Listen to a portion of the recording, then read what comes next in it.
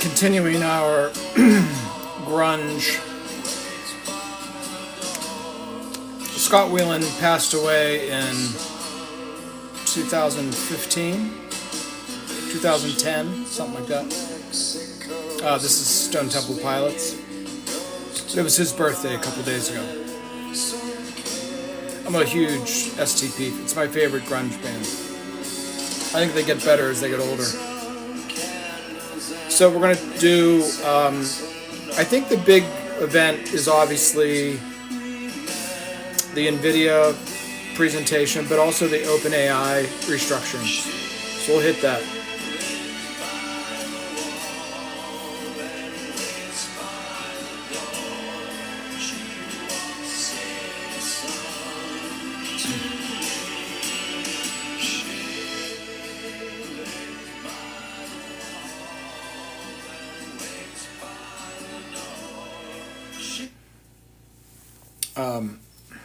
Tool isn't really considered a grunge band, but real musicians think that Tool is great, and I think their drummer played with Rush.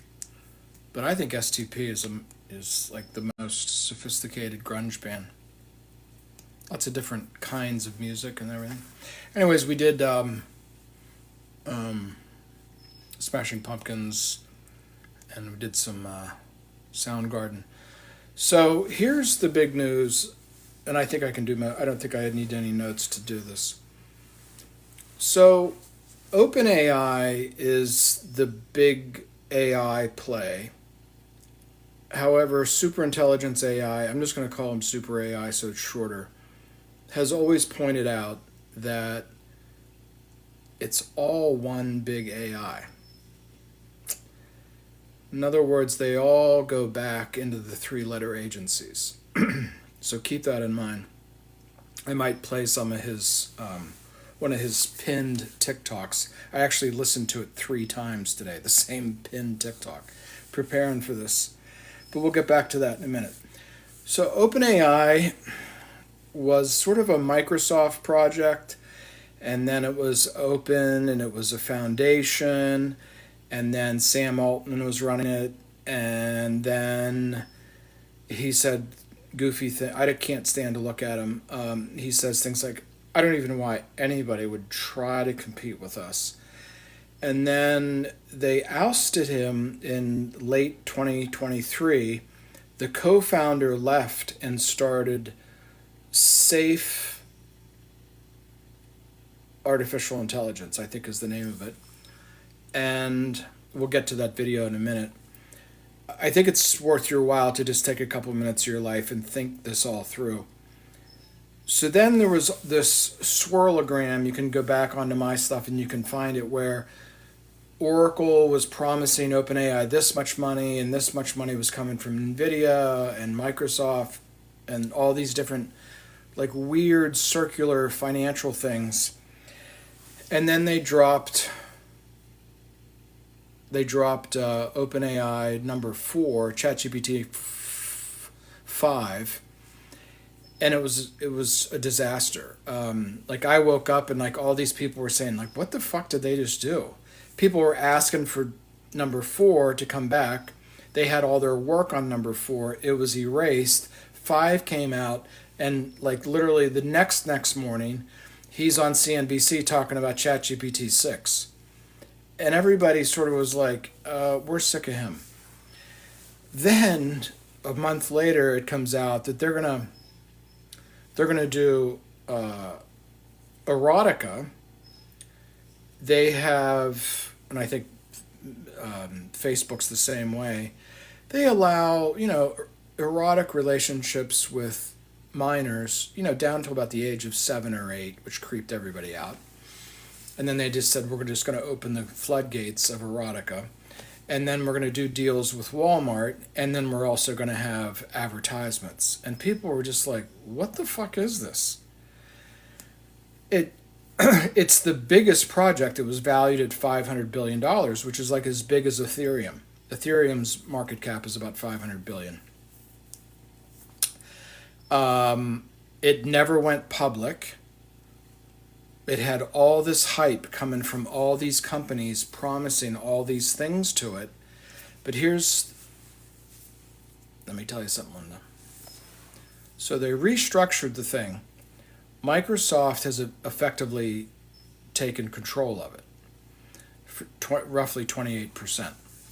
And then there's all these stipulations. They can buy more of the company. They can get out of the deal when it achieves AGI, which means artificial general intelligence. There's people like myself who don't believe that that's actually a real thing. Not the way it's presented as though it's like conscious. It's just the machine making, you can drive down the road and let your hand off the steering wheel and let your car go on its own too. And that's not like consciousness. The car is just going to do what it wants to do, whether there's a computer involved or not. But here's the punchline. And you're probably wondering why Jessica Lange is behind me too. We'll get to that. They restructured this thing into a public benefit corporation. I know something about those because I started one back in 2014. They're sort of a mix of like a C Corp, like a classic corporation, and a nonprofit. It's a C Corp, usually a C Corp, doesn't have to be, it can be other things, but usually a C Corp. And then in the bylaws it said, we exist to do X, Y, and Z. Patagonia is an example of a public benefit corporation. There's quite a few. If you Google it, a lot of companies come up. One of the reasons they do it is so that somebody can't buy them out and take it over and do something else with it. Like it can't be bought out by, I don't know, JP Morgan or something. They didn't even give Sam Altman any equity. No, like, understand what just happened there. Like, they just squashed Sam Altman's gone. Like, the thing you can make your own decision about it, but like, it wasn't going anywhere with where it was, and it has this crazy valuation of $500 billion, even though it's not publicly traded. And it's just teetering there. It's not growing. The amount of use has leveled off and gone down. A lot of things in tech and fashion and so forth go through that. There's the initial wave of like, it's the new thing. It's the new shiny toy to play with. But they didn't even include him in the fucking equity.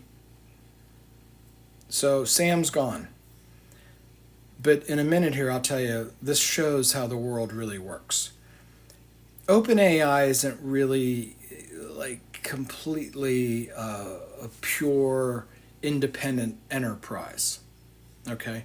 So Microsoft had to come to the rescue. Microsoft it's going to lean on all of its Azure.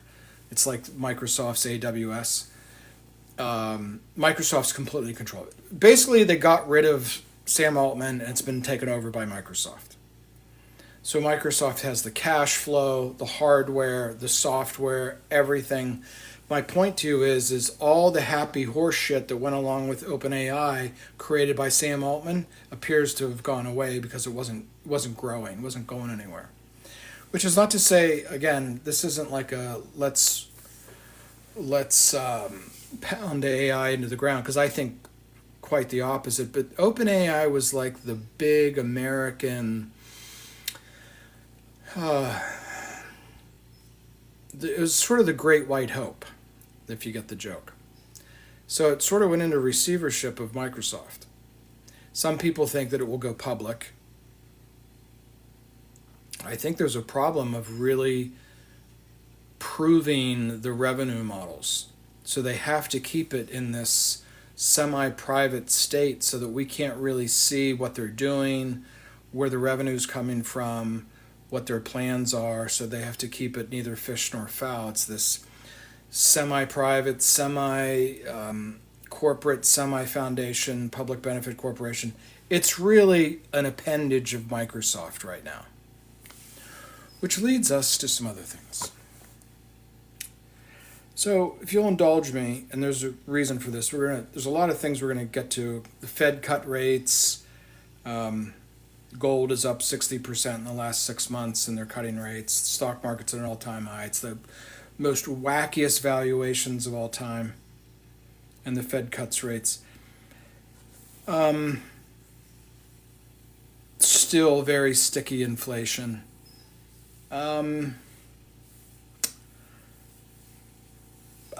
There is, like the Fed cut, 75 basis points right before the election. And the dollar since then is down 11%. Gold is, gone up like 60% year to date. 60% move in gold is like your check engine light going off. Okay? I don't want to go into my normal, pound the drum that, everything's doomed and fucked. But there's a lot going on right now. My point to you about OpenAI is, so far, it hasn't worked the way they wanted it to work, and they had to attach it to a company that has $80 billion in cash or something like that. Or otherwise, if it was really a standalone, I guess this is my point. If it was really a standalone startup raising its own capital in the Silicon Valley and whatever, it would be in big trouble right now. It would be in big trouble. There's no way that a big VC is going to come in and take a 40% or a 60% market share for $400 billion or some shit. You follow me? No VC is going to pick this thing up. So they just married it to Microsoft. Well, why doesn't Microsoft go do its own thing? Now we have the answer. I'll explain to you why. So this guy, this is the deepest, heaviest stuff you're going to find on AI. Sometimes it'll spook you a bit. Okay? I watched this video 3 times. Hello, my friends. My name is... And this is from back when the co-founder of OpenAI left. His name is Ilya or something like that. I think he's Russian. He created Safe Superintelligence Incorporated. Starts SSI Inc. Okay, here it is. We've raised $1 billion from NFDG and Sequoia. There's a variety of... We're facing a really serious thing where what is in the wild cannot be what is in the can. Okay, so what I'm trying to tell you guys is that the math that you're seeing is not the math. Okay, and believe me, I'm not a sky pilot or a shill for big tech. I'm letting you know that extrapolated functions and what these things can do, whether it's the size of the model, whether you're dealing with new forms of vector databases and new types of what's called high resolution thinking or high dimensionality in these models, this is going to be proprietary. All right. This is why during this last election, all the politics of this, what Musk is doing, Musk just went around a different way. Okay. And what they're doing is they're going to make sure that this kind of AI supremacy, before it leads to quantum supremacy, is highly secure and is owned by the larger 3-letter agencies, which have their hands in everything. Okay, so that doesn't happen for no reason, and Sam's job is to make sure that the trajectory of ridiculously high valuations for things that has no limit, which would be what intelligence is, continues to go. All right, they continue to have investors all lined up, but they can. So I'm going to interrupt him just a little bit. I don't know if you said something very simple there. He said the valuation has to keep going up.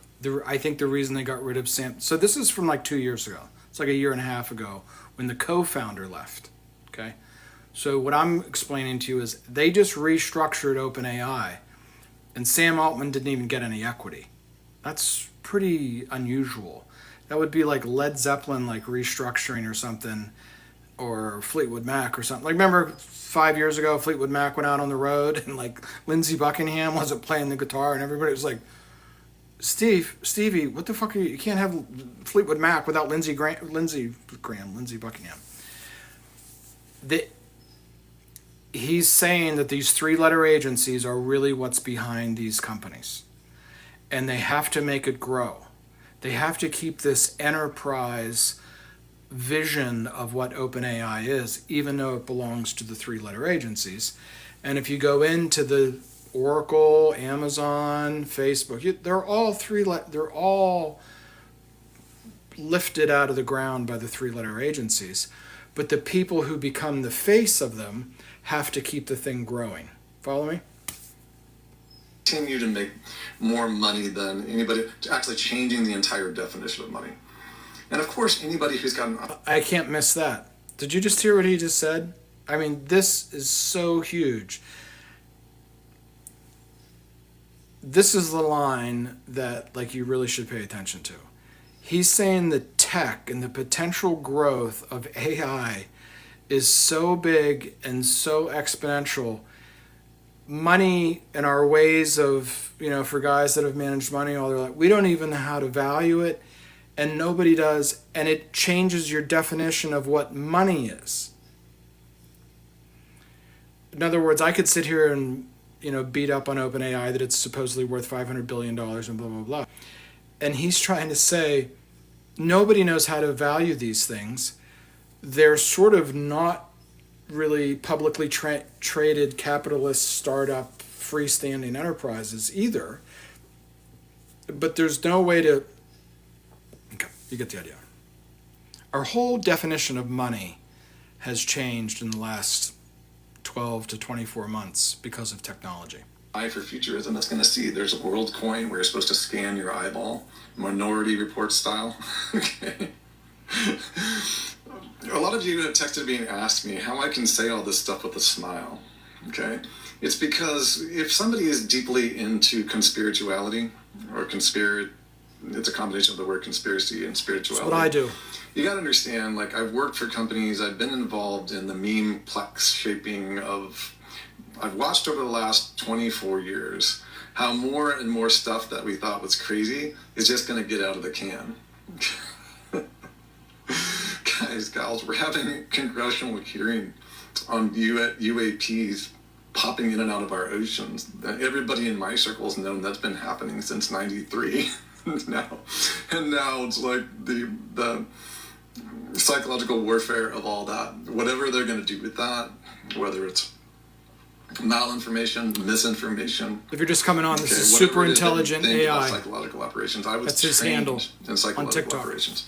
So one of the things I just want you to be aware of is whatever they say they have right now, whatever all of our YouTubers and creators can talk about and show on these fancy graphs and models, on average, in the tech industry, with the infrastructure, they're between 5 and 25 years ahead, depending upon how dangerous. What he's trying to tell us is, like, this little OpenAI ChatGPT thing that you just sort of dick around with, like when you're in bed in the morning drinking coffee and you're like, should I get a black lab or a yellow lab? Whatever Mickey Mouse thing you like throw into it. He's trying to explain to you, they're just giving you like a little like shaving of the truffle of what AI really is. And really what they're having to do is make these like giant meme people, like the Elon Musks and the Sam Altmans and the Mark Zuckerbergs, who go out and put this face on all these things to make it look like it's an enterprise that was incubated in a basement somewhere in the Silicon Valley. And he has fun with it. He laughs and back and forth and everything. But Altman's out.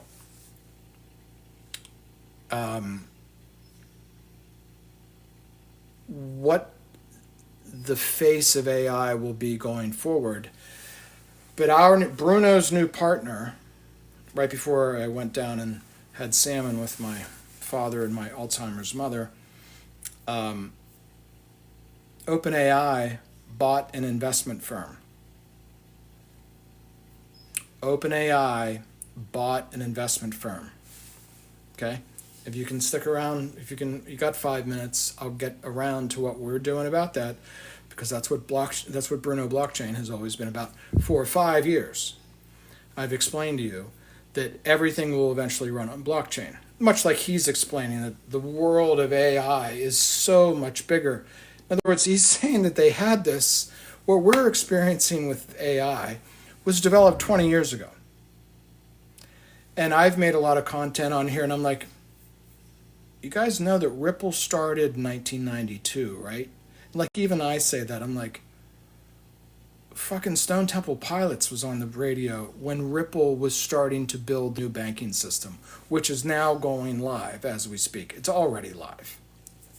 Okay? But if you can hang for 5, there's just a couple more highlights, like, in this little space. The technology is to release upon the population. What I mean by dangerous is twofold. It doesn't... If you roll out everything all at once, you can't milk it all for money.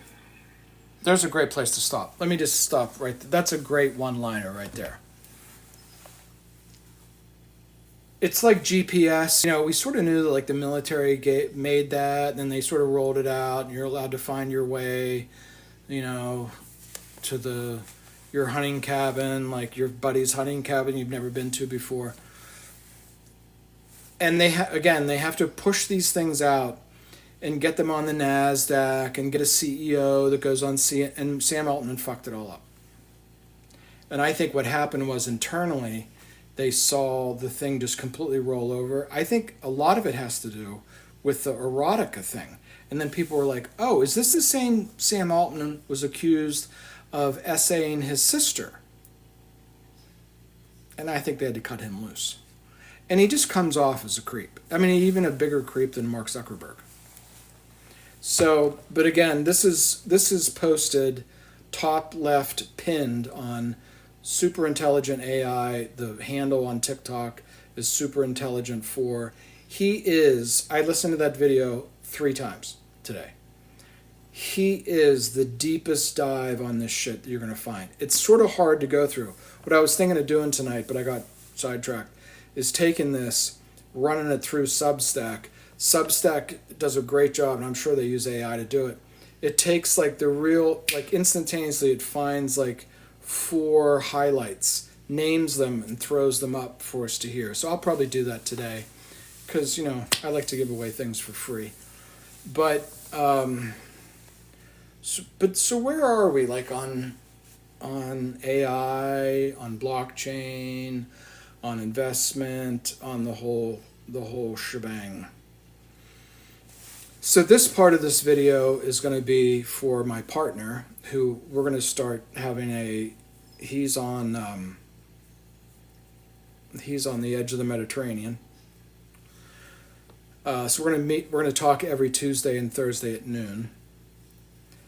And I found him because his name of his company is called Agent Hub.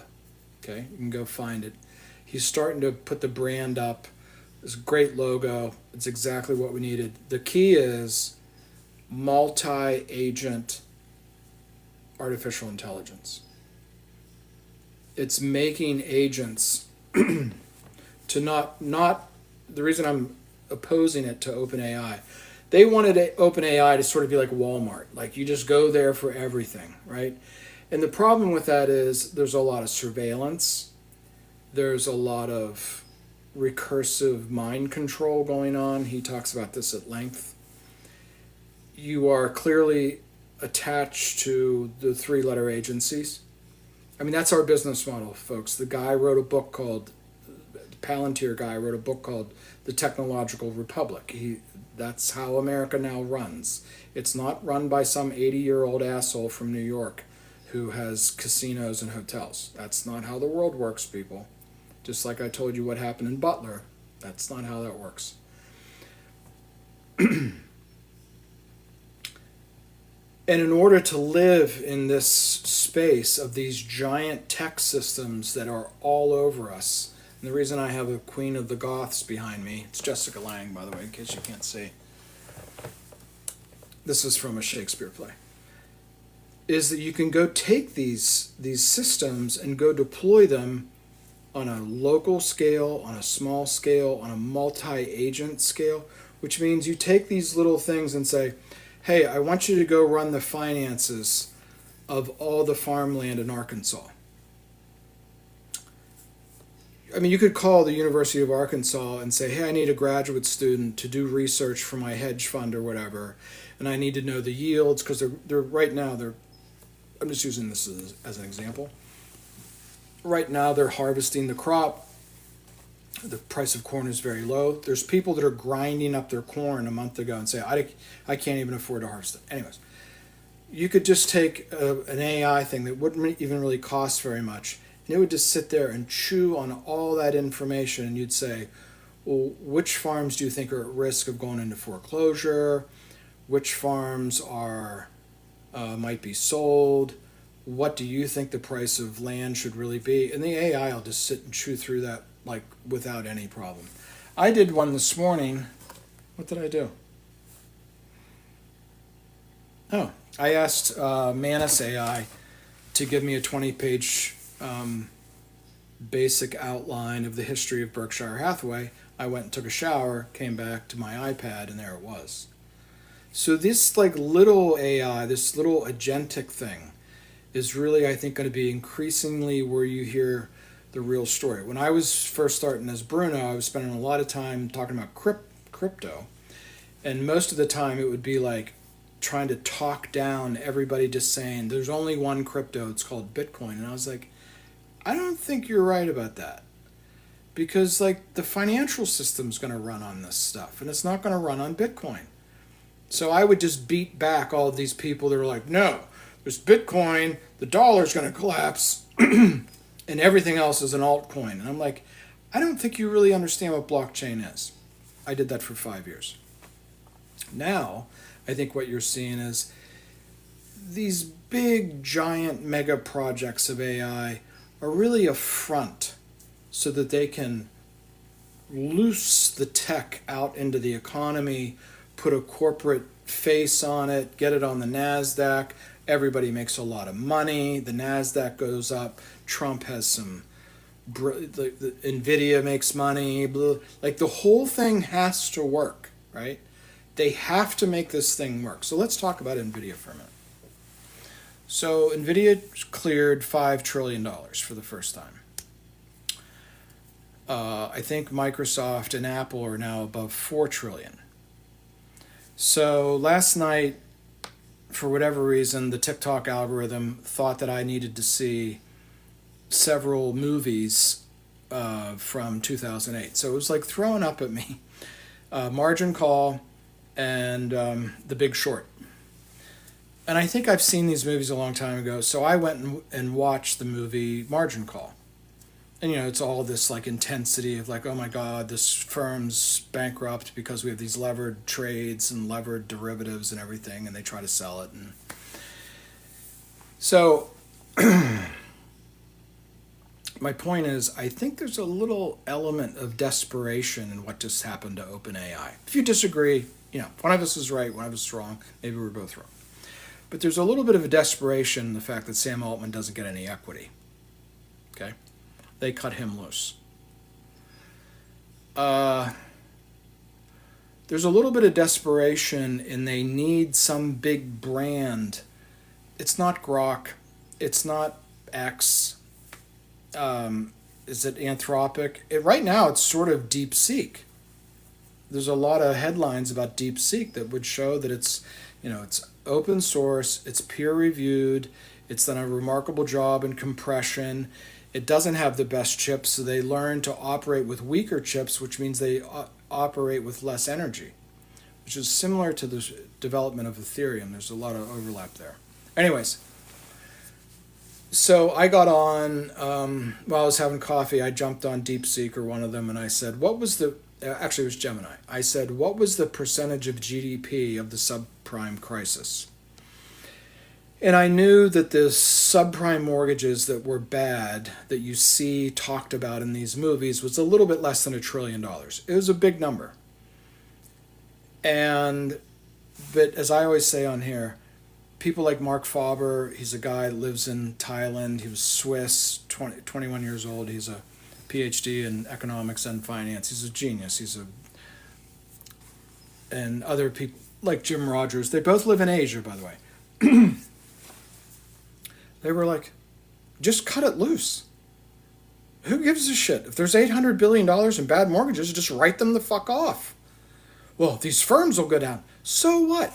Everybody will go back to Long Island, hire a high-end hooker for the weekend, drink a bottle of scotch like Jim Cramer used to say on the cold linoleum floor, and they'll all get on the phone with each other and start making new firms and move to Milwaukee and Chicago and start doing shit. That's capitalism.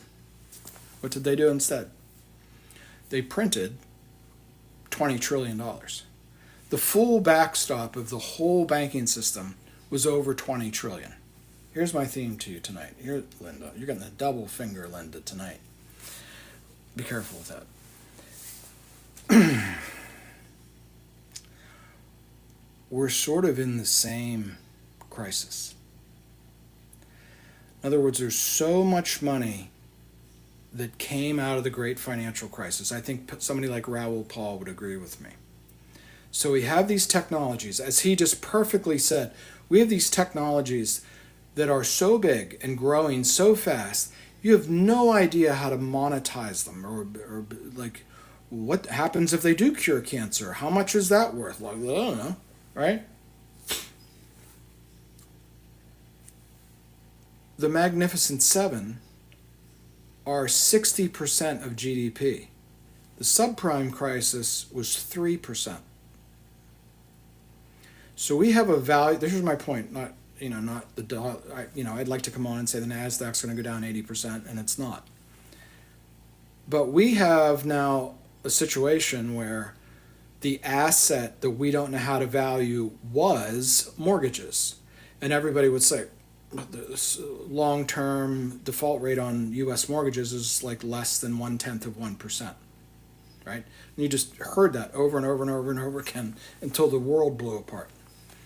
Now we have this thing, this AI thing, that's 60% of GDP. Not 3, not 6, not 16. 60 is the valuations of all these companies. There's no way this can be allowed to go down. Like this would like beat up Wall Street if it went down and the Fed just was really hardcore and just said, fuck it, you guys are going to have to figure this out. If the Nasdaq did go down 80% and everything went to like 20 times earnings and OpenAI was restructured or whatever, sold off to Andreessen Horowitz at 100 billion, the lights would go out. Like the lights would go out. And as he just explained, AI is being rolled out not by Andreessen Horowitz, big VC firm, but the 3-letter agencies. So we are in like a what's your Roman Empire kind of moment. Okay, but my point, I'm trying to make a connection between the printing of the $20 trillion for 2008 that cured the problem for all those firms you see in those movies. All that credit and money is looking for a place to go. It goes into gold, it goes into silver, it goes into tech stocks. The other 493 stocks in the S&P 500 are all have earnings that are either flat to down. Hold on. NVIDIA is now worth more than all the industrials in the S&P 500. One company, now they just bought Nokia, that's cool, great move. They need to compete with Huawei.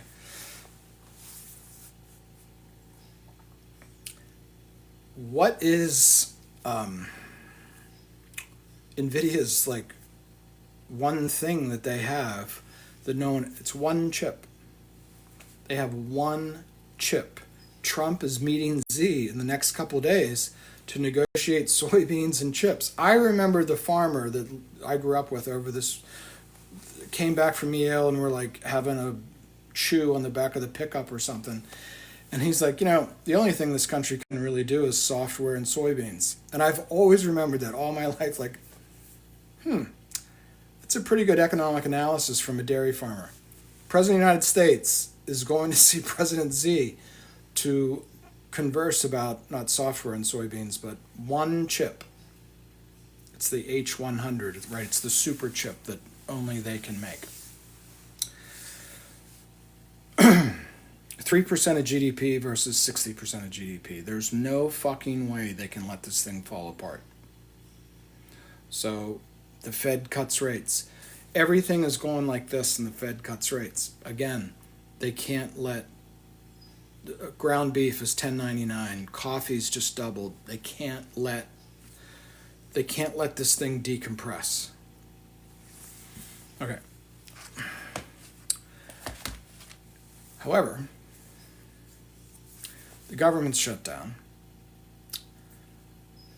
SNAP benefits are being cut off. If you're for or against those things, I don't really care. But the bleeding out from these corporate layoffs are unfucking believable. 34,000 from UPS right before Christmas? Okay, I always like to cite my sources. So there's a guy on here does AI on TikTok. His name's Nate. Nate did a piece, and they said 30,000 Amazon workers are being laid off, from, not the guys in the trucks, from the corporate office. And he explained, I think it's a brilliant analysis, and I'm just trying to put this all together for you. He's like, they're not getting laid off because the AI is going to change how Amazon's being run. Amazon is really two businesses. It's the Amazon that delivers shit to your front door, and it's AWS. The capital required to build this thing out. Again, like, I'm trying to make you think about, like, we all, like, if you're my age, we all lived through that mortgage thing, right? You had people who were like teachers, make $72,000 a year buying their third house. And we were all like, is that really real? It was just loose mortgage standards. We have these companies of these you understand, like a $5 trillion valuation is more than, it's the same, I think it's the same as China. Like, NVIDIA has the same market cap as China. Okay. Nate explains that the layoffs from this business are 30,000 people, probably average salaries right at 100,000. Because the cash flow, just like Microsoft took over OpenAI, because the capital demand of building this shit out is massive. This isn't a software operation, it's a hardware operation. They're building steel mills. The energy required to run these things are like steel mills. They'd lay off 30,000 people so they have the cash flow and the capital to keep AWS growing the way it needs to grow. Now, so this is not an argument that the AI shit is going to slow down. No. What I'm pointing out is it appears that there's almost like a desperation to keep this thing fed. Microsoft is going to keep OpenAI fed. Amazon packages is going to keep the cash flow flowing into AWS because that's where all the infrastructure and compute is being built out. See what I'm getting at here? But it's like, if you're my age, you're like, wow, a lot of people built a lot of stupid houses in 2008. It doesn't even fucking touch this it's 20 times bigger. What we're doing as a nation is 20 times bigger than the mortgage crisis. Yeah, we're all in. It's Tim Dillon. He said a year ago, he's like, well, we've given up on the children, the future of AI. I think he went on to say, like, the children are little monsters that need to be drugged and kept in cages. He's hilarious. All right, so now we're going to start to talk about what are we going to do about it. So all that bullshit that I just went through isn't so much to say like I think the Nasdaq's going here, there, or the other place. It's just the amount of capital moving from place to place is sort of mind blowing. I mean, Jim Rogers and Mark Faber were like, you'll just wake up one day and your kids won't be able to buy a house, they won't be able to buy a hamburger, and they won't be able to buy a cup of coffee. They said that 25 years ago. Coming out of the dot-com bubble and then again out of 2008. More data, hold on. Then I went back to Gemini and I said, what was the total credit market debt? What's the total amount of debt in America on 9/11, September 2008, and September 2025?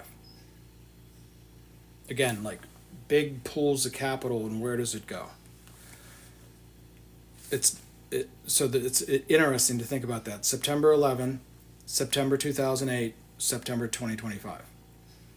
It doubled twice. It went from 23, 25 to 55 to 105. So since 9/11, the total debt in America, mortgages, treasuries, boat loans, car loans, student loans, loans on loans, and loansy loans, has doubled twice since 9/11. Okay? OpenAI just bought an investment company. So for 5 years I've been on here telling you that finance will eventually completely run on blockchain. And now I'm telling you finance will completely run on AI. And we're not going to try to compete with OpenAI. That's sort of silly. We are going to try to compete in the small way. There's two ways to look at AI.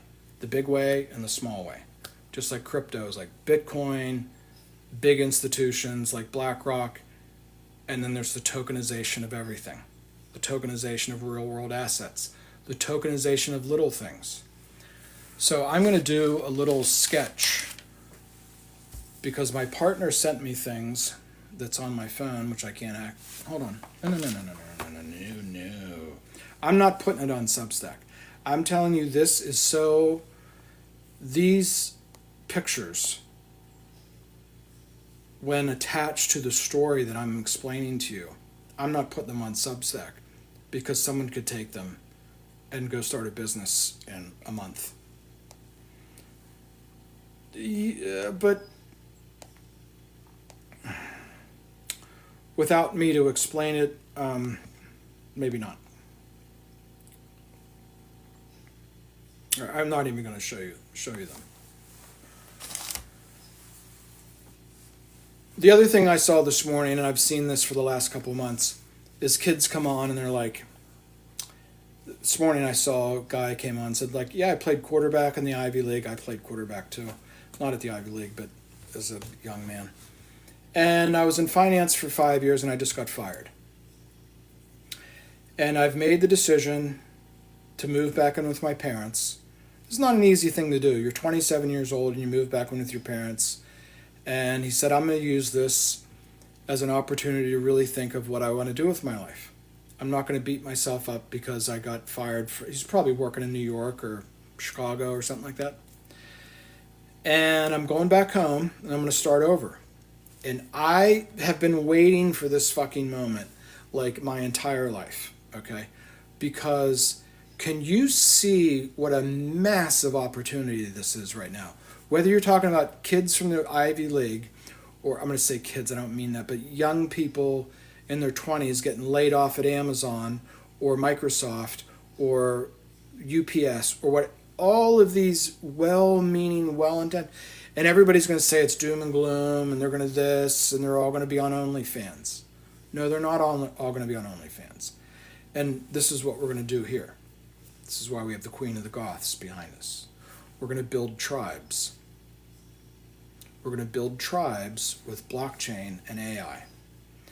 And yours truly is going to put on a tie and teach them about the investment industry and get them licensed and get them on the street and get them on social media and explain the new finance. Because the new finance is a lot like the old finance, except it includes blockchain and it includes AI.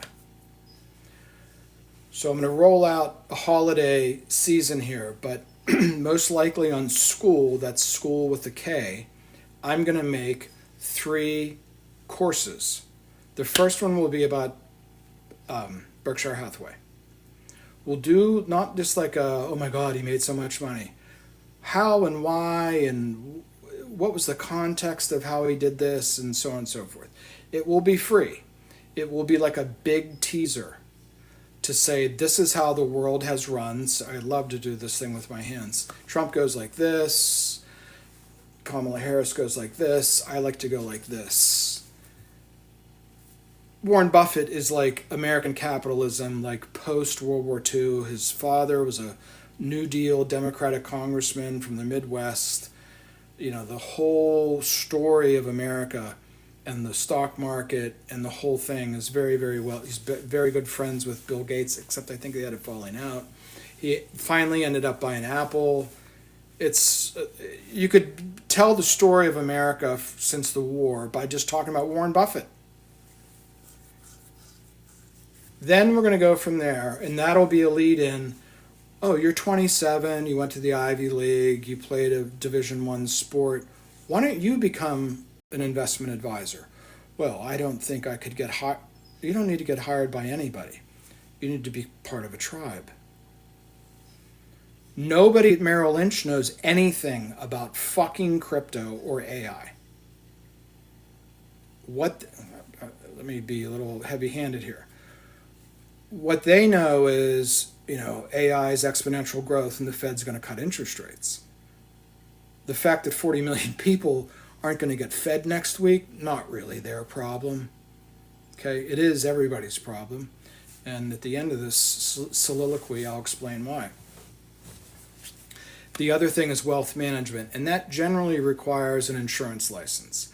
I will hold your hand through this series of lectures, like a professor, on how to get licensed. And yesterday I talked to the second biggest wholesaler who handles those two things. They're number 2, I think they might be number 1 now, on the wholesale side of insurance products. Insurance products are a big part of wealth management. Not everything, but it's a big part. I see 1,000 people working on this platform getting licensed all over the country. 1,000. The brokerage firm I used to work with was 850, so I rounded that up to 1,000. Well, what would that look like? They'd get on school, they'd pay some very reasonable sort of a tuition kind of thing to study, and there's other programs to prepare for the testing. I'm talking about something above that. I'm talking about how the industry really works, how you sell things, how you meet somebody who's worth $22 million and drives a 25-year-old pickup. How do you talk to him about money? It's not easy. It's not easy. How do you talk to somebody in a strip club that is worth $22 million? These things are connected and related. None of these people who have managed money in the Buffett years understand what's coming. Because what's coming includes these 2 new technologies. Okay? And at Caltech, yeah. Earlier this year, the guy just got up and just said, in 90 seconds, he said, "Good morning, I'm glad you made it, da-da-da, welcome, da-da-da," put up a slide behind him and said, blockchain is going to be controlled by AI, agentic AI. And I went, what does agentic mean? These 2 things, so we'll do Buffett, we'll do Ethereum, okay?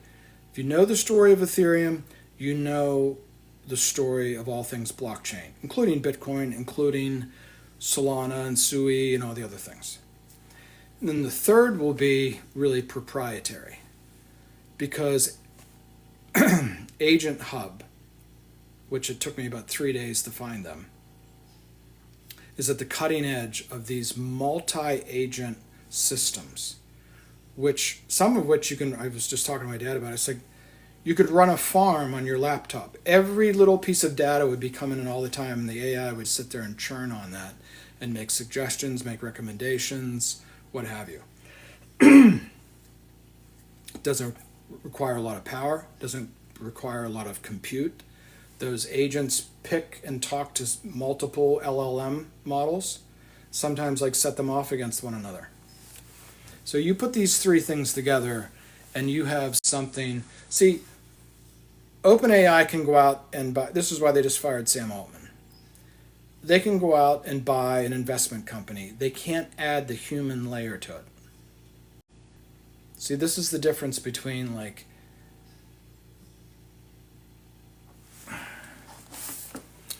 there's these people who look at technology one way. The book's called Homo Deus, which means man god, that thinks technology is going to make you a god. Well, I'm a little skeptical of that. That's why they just got rid of Sam. However, embracing the AI for a practical outcome actually makes the tech more efficient. It knows what to go do for you. Okay? Everybody's talking into the black mirror, mirror on the wall of OpenAI, and then they're either having psychotic breaks or the CEO's getting fired because these things have been built primarily for surveillance, geofencing, and control, or worse. So, Queen of the Goths behind me. So I want to take 1,000 people. Primarily, I'm thinking young people millennial and below. Doesn't have to be. If you're a stockbroker, investment advisor, an insurance guy, wealth management guy, and you've been sitting around and going like, someday all this technology is going to completely take over our industry. It just happened.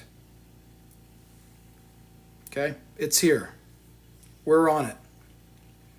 For 5 years, I've been telling you that the entire financial system is going to run on Ethereum or something very similar. The banking system is going to run on Ripple. That all just happened in the last 9 months.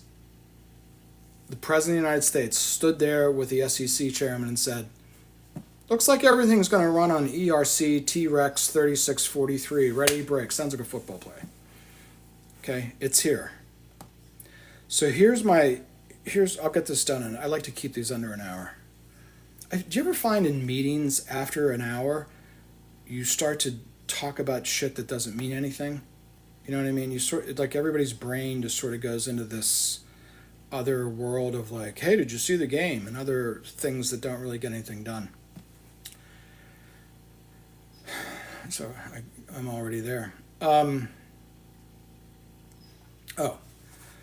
The schedule. Let's talk about the schedule. So I'm thinking of this kid. He's, this guy is Ivy League quarterback and everything, and you could see in his face he's being a good sport about it, right? Being a Division I athlete, I have a lot of respect for that. That is like, did you ever go to Enterprise, rent a car? All those people are like, they pull them out of college sports.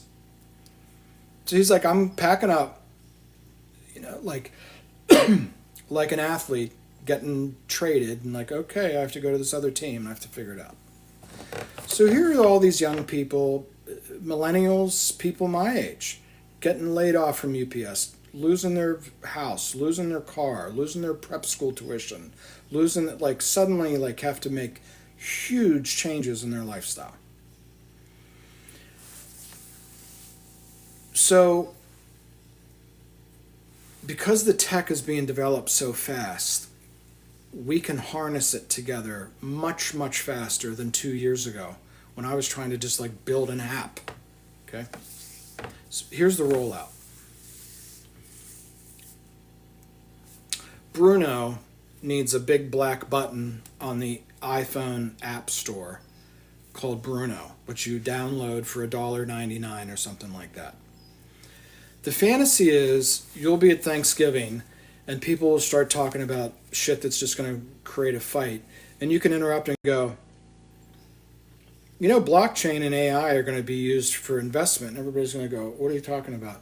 And there's this thing right here, and you can just pull it up and you can download it for $1.99 and you can invest in all this new stuff.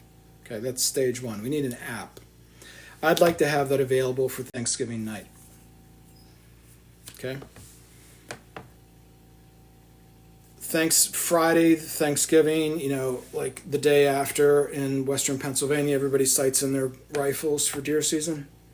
I would like to have a token offering, a classic ERC20 token. They're not very hard. You get on there and you say, oh, I have the app, and now I have my wallet. I want to connect my wallet to the app, and I want to get my token for my state. Okay? 99 cents a month or something like that. We won't do an upfront charge. We'll do a real small sort of Apple Music kind of charge. Okay? You'll just come in, okay, cool. I get a token. I get an ERC20 token. I get to vote. And all right, from there, now what? Well, now you're part of the system and you actually have control of the system to some degree. Christmas. You have all this extra time on your hands, like you eat, you lay around, you watch football, and like you're sort of bored, you don't have anything to talk about. I'm thinking we could just roll this thing out, give the development team time to put these things together. Maybe at Christmas time or New Year's, or maybe the week in between. It's a downtime for a lot of people, right? We do the ERC, and I want you to listen to me very carefully there, Linda. We do the new T-Rex token in area codes. Wait, area codes, just hang. And opportunity zones. What are you talking about? Okay. Those tokens are prepared to do some sort of investment offering. Have you ever heard the term tokenization of real world assets? And this would be priced, I don't know, $29.95 a month or something like that. What are you talking about? Opportunity.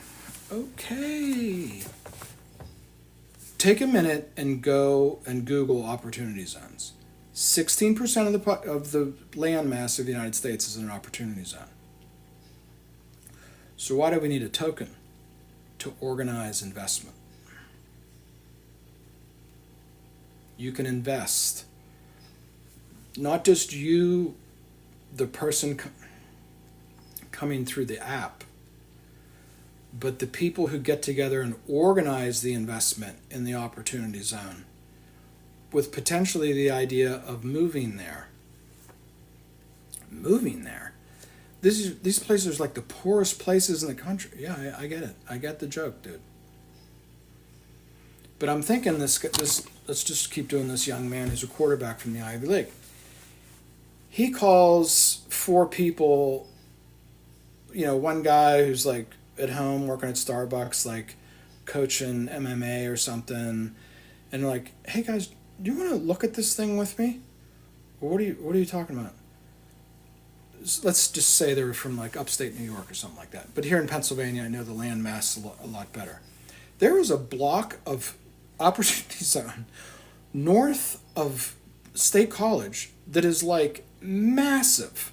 It's in the middle of nowhere. I mean, like if you want to get away from it all, you could go do it. I don't understand. What are you talking about? You would sort of go plant your flag, build investment operations for that thing, and then get on social media and say, hey, who wants to invest tax-free for the next 10 years? Well, who's going to live there? We're there now. We're going to be the developers. Well, you're 26. How the fuck are you going to raise money? I just explained it to you. The little town of Clarion, which is like northeast of Pittsburgh, it's very depressed. Again, all these opportunity zones are very, very depressed places. Okay? My point is, the economy, like all of America is about to be very, very depressed. The real world meat space of America is about to be in big trouble. And I'm giving you the plan with the Queen of the Goths head behind me. Then you're going to do the agent. Yeah. What are you going to do with that? I don't know. So we'll go to this big landmass above State College and use agents to do development, finances, legal work, marketing online, everything. None of these things are very expensive anymore. This isn't like $1 million project because all this tech has been built to be decentralized. So while everybody's fantasizing about OpenAI,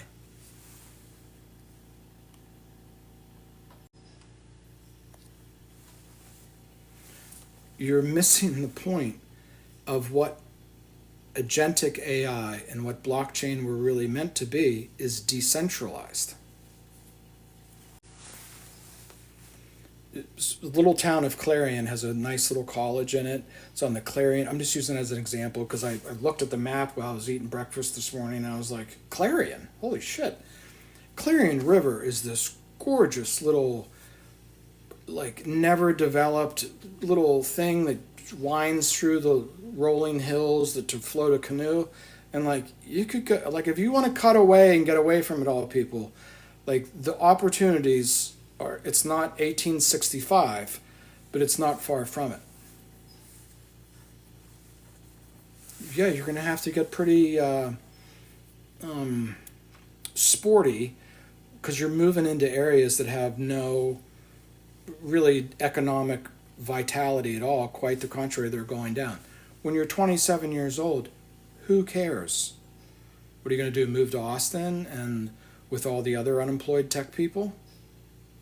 Okay, so that's the opportunity zones. That's hardcore stuff. But there's a lot there. Area codes are just 2 million people. The country's just broken up into about 300 area codes of 2 million people each. Milwaukee's an area code, Pittsburgh's an area code, Austin's now 2 area codes, Wyoming's 1 area code, Maine's 1 area code. So we would use these new T-Rex tokens around, let's say between Christmas and New Year's. And we'd start rolling out these are absolutely cutting edge crypto technology. The President of the United States and the SEC chairman just gave the nod to these things. This is how finance is going to be done.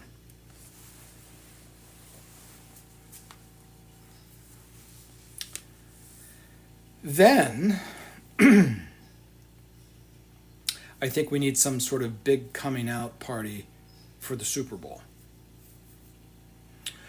I think what it would really be for because it's sort of like the American consciousness. Like this time of year, it's like, okay, it's football season, then it becomes Thanksgiving, then it becomes the holidays, then it becomes the Super Bowl, and then we have a series of holidays and we wait for the sun to come back up.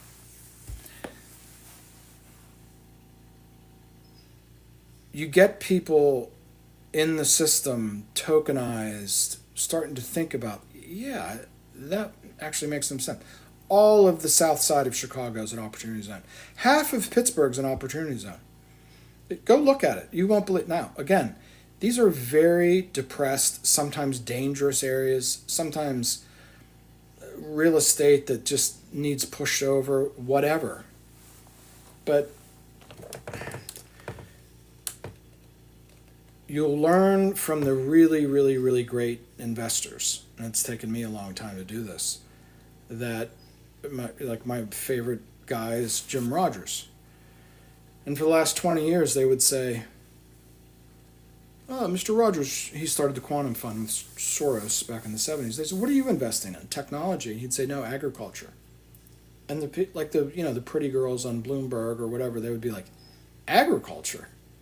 He's like, yeah, the average farmer's 63, this, that, the other thing. In the town that I live in, which doesn't have a great growing season, doesn't have great soil either, farms are selling for $10,000 an acre. Do you see what I'm getting at? Housing is crazy. Super Bowl, all these people on this app who are tokenized have sort of a coming out party at halftime and say, hey, who wants to join me on this thing? There's a lot more to it than that. There's a lot of securities law, but it's not rocket science, folks. Let's do the investment. So I did the blockchain thing.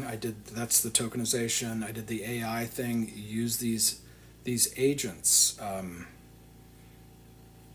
The gentleman I'm working with, from what I can tell, we're on like the bleeding edge of this. Okay? Now let's do the investment thing. Yeah, this is great. AI is going to go up, and the Nasdaq is going to, double in the next 2 years, and so on and so forth. That's all wonderful.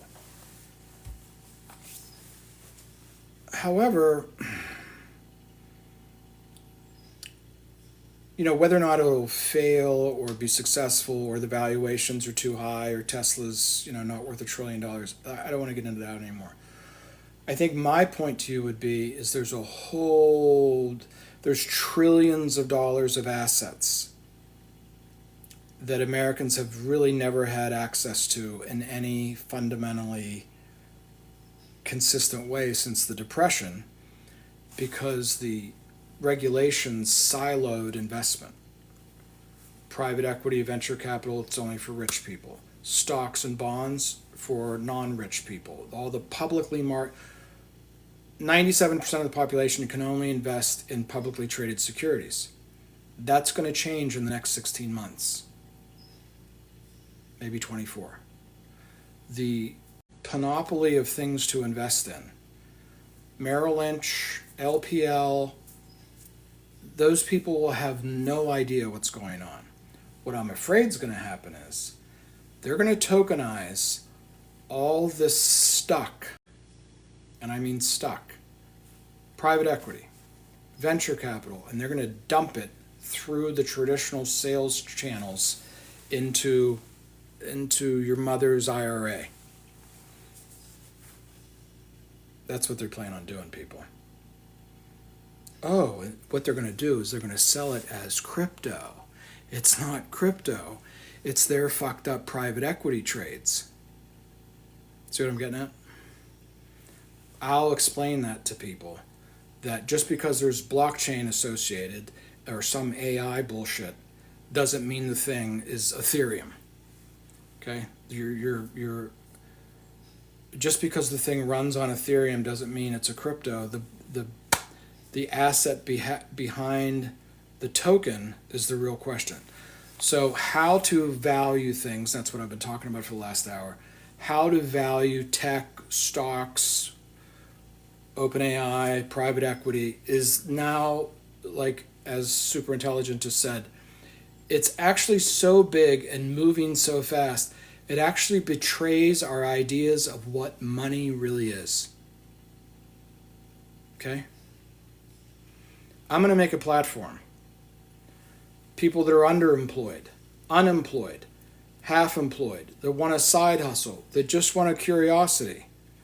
If you want to learn about investment, if you want to learn about blockchain, and if you want to learn about AI, it's all going to be in one place. You're going to come through the Substack system and have to hear my ridiculous things called Gog and Magog and other wacky things. This weekend we're going to do Mom Donnie. Okay? We're going to really get into this. Okay, so let's wind this down with Mom Donnie. First of all, I think a lot of people don't know that the word Cuomo is Italian for who. Yeah, the word Cuomo in Italian means hoo-ha. Did you see these debates?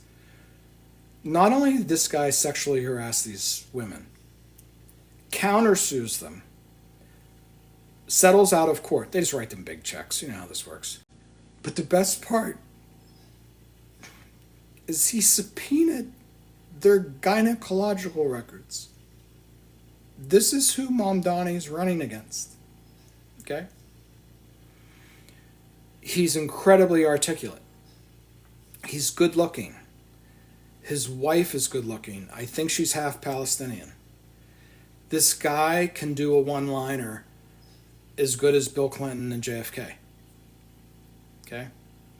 He comes from not Manhattan, but the parts of New York that no one's ever been, and no one ever really wants to deal with the fact that like Queens and the Bronx are like really not very nice places.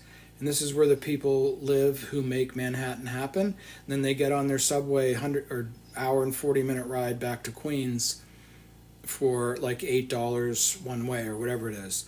And all the fucking guy wants is like free buses. and housing. And this is why I'm tying this all together for you. What is breaking the political system? Housing. What would fix that other than some political things? Tokenization of real world assets. The money has to flow to go make new housing opportunities, not just in Brooklyn and Queens and the Bronx and stuff like that. I'm talking about nationwide. Instead, what we have is BlackRock, who goes and takes the inventory off the market. See how this all goes together? The financial system coming out of, I'm going to try to tie up this last hour and 10 minutes. We had a housing problem.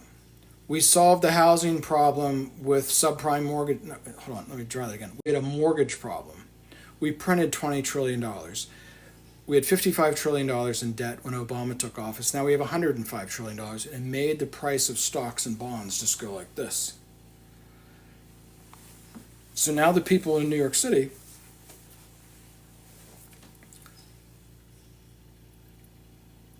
are just able to function. Okay? A guy is about to become, it's not a done deal, but it looks like it's going to happen, on the subject alone of housing. Now think about this. From 2008 to now, we went through some sort of housing crisis, solved the problem with money printing, and what did that make? Another fucking housing price thing. Because this is what Mark Faber and Jim Rogers said was going to happen. You're just going to fucking inflate everything and not solve any problems, and you're going to wake up to a problem that's 20 times bigger than the one you started with. And that's where we are. That's where we are, folks. The whole investment world is like not even the parameters of should I buy Coca-Cola or GE don't even apply to anything. The Warren Buffett world doesn't even apply to anything anymore. That's the problem, and that's the opportunity. Sunday, because you guys know I love to do this shit, Sunday, I'm going to go all the way with it, whether Mamdani wins or loses. And I'm going to do a piece called Why Islam? Think about it. We went from the Twin Towers coming down because of a 6'5" Muslim guy with a long beard in a cave on dialysis. Remember that story? He hit the Pentagon with a plane using a satellite phone. And now the mayor of New York City is going to be a Muslim. Sunday. Why Islam? I got you on this. This is my thing. Oh, the new tagline, it used to be money markets and metaphysics.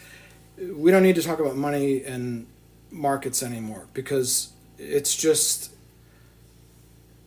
as Superintelligent has said, the tech is so overwhelming everything. There's no reason to even say, like, well, I don't think the Fed should have cut rates today. Like, it's just Mickey Mouse. The new tagline of Bruno is technology and metaphysics. Like, the technology has now spun us off into this world of, like, Heraclitus and Heidegger. Have a nice week.